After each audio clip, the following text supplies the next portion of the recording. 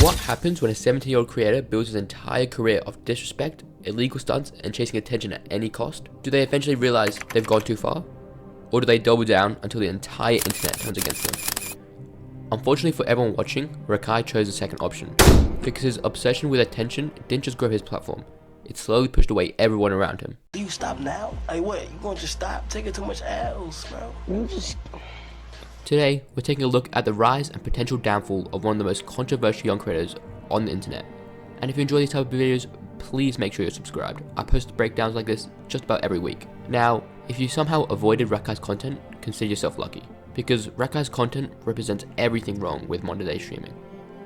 He didn't build his audience through talent or creativity, but through controversy, filming himself committing crimes, harassing people in public, and constantly pushing boundaries just to go viral. Wait a second, nigga. Oh, I forgot. What happened? I heard the neighbors.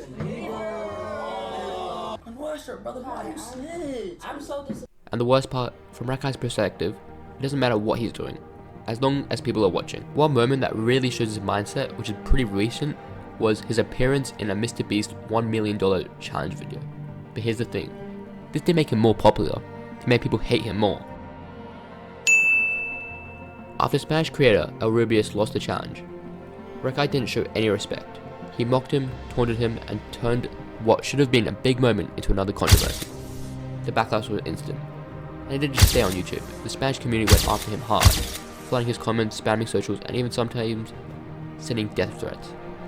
Now, obviously that goes way too far, but instead of taking this as a warning sign, Rakai saw it as fuel, because attention, no matter how negative, is still attention.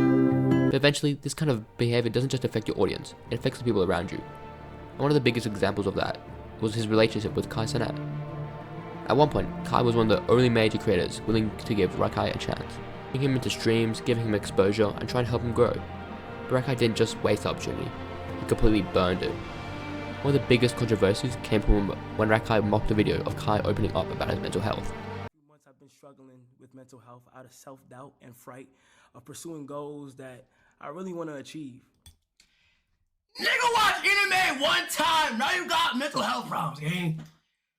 Bitch, be for real. In that video, Kai talked about burnout, self-doubt, and the pressure of being at the top. And instead of showing respect, Rakai turned into a joke. That alone caused massive backlash, but it didn't stop there.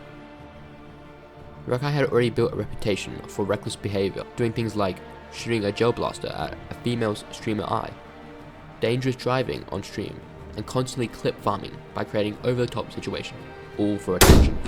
Behind the scenes, it was even worse. Kai reportedly became frustrated because Rakai wasn't just being controversial, he was being irresponsible, creating chaos, making things harder for everyone involved, and refusing to act professionally. And when you combine that with his disrespecting other creators like Immors and Elrubis, it became clear that it wasn't just content anymore, it was a pattern. There were even reports that Kai regretted ever giving him a platform, and things escalated so far that legal issues even got involved, with the claims that Rakai's own mother took action over how everything played out. At that point, the damage was already done. Because once you lose the respect of someone like Kai Cenat, there's not many bridges left to burn. And while all this was happening, Rakai continued doing what he does, pushing boundaries, ignoring consequences, and chasing attention. On December the 2nd, 2025, he went live inside of a Walmart, and what happened next perfectly sums up his content. He grabbed flowers off the shelf and handed them to a random woman and convinced her that he already paid for them. A harmless prank on the surface. But in reality, he's just stealing. Have a beautiful day. You too. I gotta show you. Are you serious? Yeah. Oh, Yeah. thank you so much. God bless you.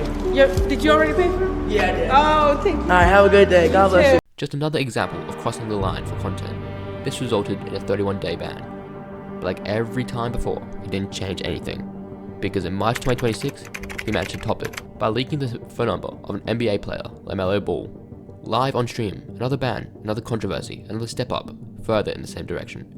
And at this point, it's clear, Rakai isn't learning, he's escalating. Because when your entire career is built on controversy, you don't just stop, you have to go further every single time. Here's the problem with that. Eventually, you run out of people willing to support you. You lose opportunities, respect, and you lose all the people that actually mattered. And when that happens, all you're left with is attention. The thing you chased in the first place. So now the question isn't, what will Rakai do next? It's how long will this actually last? Let me know what you think in the comments, and if you enjoyed the video, make sure to like and subscribe, and I'll see you in the next one. Thank you for watching.